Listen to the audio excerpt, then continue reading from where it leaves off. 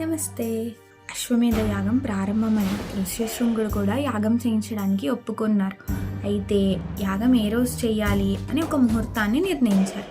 ఆ ముహూర్తమే చైత్రమాసంలో చిత్తా నక్షత్రంతో కూడిన పౌర్ణమి రోజు.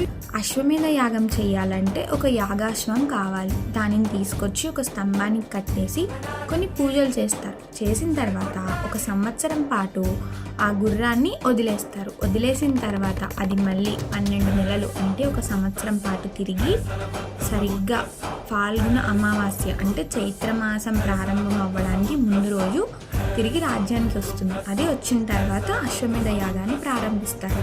అలానే ఈ యాగానికి జనక మహారాజు కూడా విచ్చేశాడు. రోమపాదుడు కూడా వచ్చాడు. యాగశాలలో ప్రతిరోజు అన్ని పూజలు జరుగుతూనే ఉన్నాయి. మండపావాహన, నిత్య హోమము, వేదపారాయణ, ఇలా అనేక రకమైన పూజలు జరుగుతూనే ఉన్నాయి. వచ్చిన వారికి ఎటువంటి లోటు లేకుండా భోజనాలు పెట్టి వస్త్రాలు ఇచ్చి దాన ధర్మాలు చేస్తూనే ఉన్నారు. ఇంత అద్భుతమైన ఏర్పాట్లు చూసి ప్రజలందరూ చాలా ఆనందించారు. వారి ఆతిథ్యం స్వీకరించి తిరిగి వెళ్తున్న సమయంలో అందరూ రాజుగారిని ఇలా దీవించారు.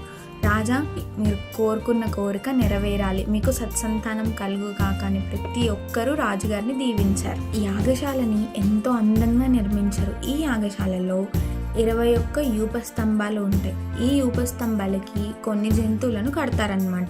ఆ కాలంలో పద్ధతి ప్రకారం కొన్ని స్తంభాలకి అడవిలో ఉండే జంతువులను, కొన్ని స్తంభాలకి ఇంట్లో పెంచుకునే జంతువులను, కొన్ని స్తంభాలకి జలచరాలు అంటే నీటిలో ఉండే జంతువులను కడతారు. అలానే ఈ యాగాశ్వానికి కూడా ఒక స్తంభానికి కడతారు. ఈ యాగంలో అందరికంటే ముఖ్యమైన పాత్ర కౌసల్యదేవి.